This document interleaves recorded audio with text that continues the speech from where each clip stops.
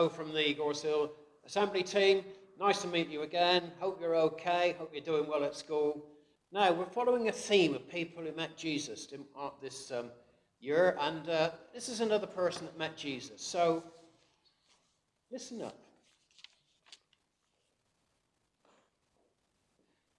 What are you doing? I'm studying. Studying? What are you studying?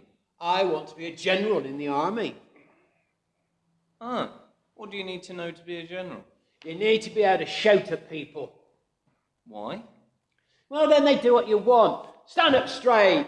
Salute me. Get my tea. March. Turn left. Turn right.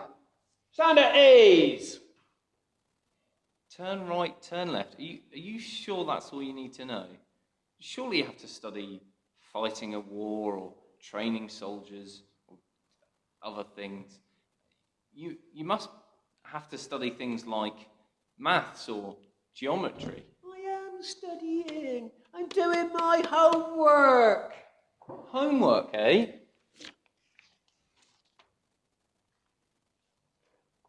That's rubbish. That doesn't look like homework. Well,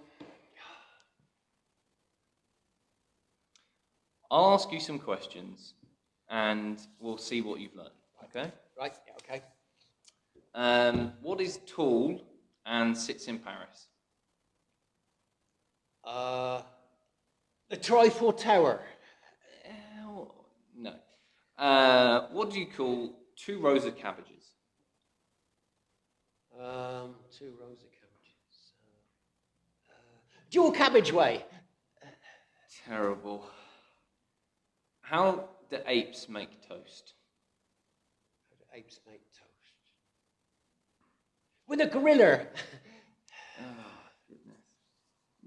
I don't think you will be able to make it as a general. Can you even count to 100? Of course I can.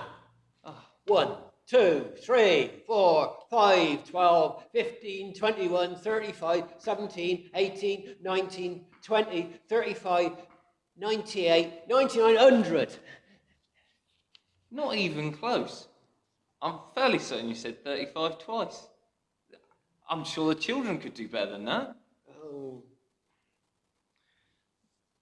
Did you know that centurions in the Roman army had 100 men under their command? No. Oh. Wait, there's a centurion mentioned in the Bible. Did you know that? He had a problem.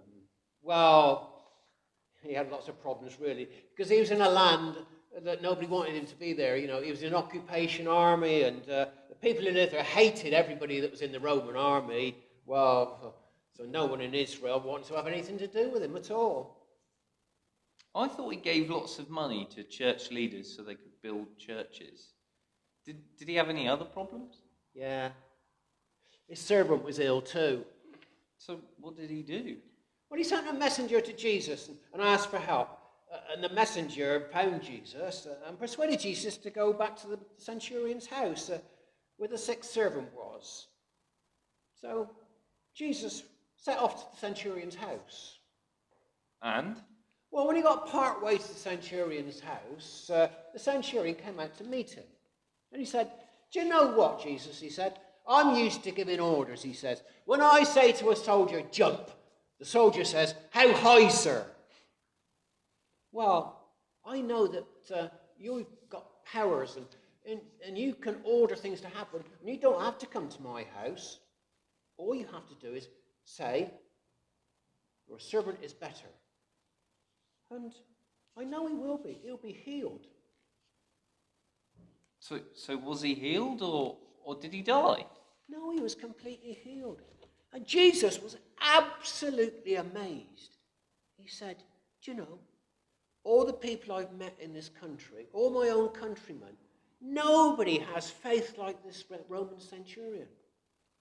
I'm absolutely amazed."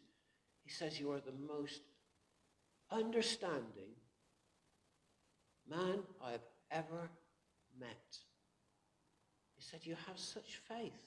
He said, "That's wonderful." He said, "Most things I've heard in this country, and you are the strongest person that I've ever met." Wow, that is an amazing story. It's good to know that Jesus was that powerful. Yeah. It is also great that the centurion had learned so much about Jesus that he was sure the servant could be healed. Yeah. You know, it's really good to know that Jesus can help even when he's not next to us. But it's also important, that we learn things. In this, when I was doing this, I was pretending that a general, all need to know, just jumping about and telling people what to do, and they didn't have to do anything else. But really, if you wanted to be a general, you would have to learn a lot of stuff. And that's why we're at school, isn't it? That's why we've got all our teachers who teach us all these wonderful things. They teach us to read, they teach us to write. They tell us about history. They tell us how to count properly and to add things up and take things away. And our teachers are really, really important. We need to listen to what they have to say. But the Bible's a good teacher as well. In the Bible, there's lots of things that Jesus said we should do, like caring for the people, the way that we should live, the way that we should treat other people, the way that we should be kind and loving and caring. And that's what he would want us to do as well. He want you to be caring. He want me to be caring. And he want all the children here to be caring as well. I'd just like you to think a bit about somebody that you perhaps ought to be caring for a bit more. Maybe there's somebody who's on his own in the playground. I know that you can't do what you normally did at school, but there's still people that sometimes get lonely. Maybe they need some help. Maybe they don't understand something very simple in adding up, and you can help them. And that's a great thing to do. But the thing that we need to learn from the Bible is that Jesus, he managed to heal somebody without even seeing them. And today, us Christians, we believe that the same thing can happen. We can talk to God, and we can ask for somebody to be made better, and we don't even know their name, we don't even know where they live. But that's a great thing about it. So I want you to think about something that perhaps you can do to help somebody else. We live in really horrible times, don't we, at the moment? But it's a time when we are trying to help other people. Lots of people are doing things in the community. And what can you do to help somebody else? Just think about that for a moment. And then Jacob's just going to say a closing thought for us.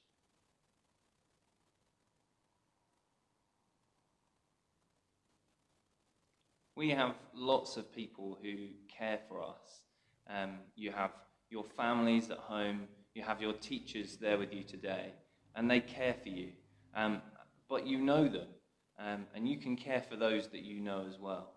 But there are other people like doctors and nurses, that when we're ill, they look after us and care for us as well. And so when you find an opportunity to care for someone that you don't know as well, that isn't your family, that you should take care of them as well. So we should look for the opportunities in the coming weeks to take care of those around us. And obviously that's very difficult at this time, but it's good to make sure that we're keeping an eye out for those opportunities. And it's good to know that we can just talk to Jesus whenever we want to. We don't have to have some special time or anything like that. Any time of day, when something's gone wrong, when you've fallen down, maybe when you go to bed, we can talk to Jesus anytime. And that's the great thing. So, bye everybody. We'll hope to see you sometime in your classrooms, in your halls, and that will be really great. We do really miss you. Bye.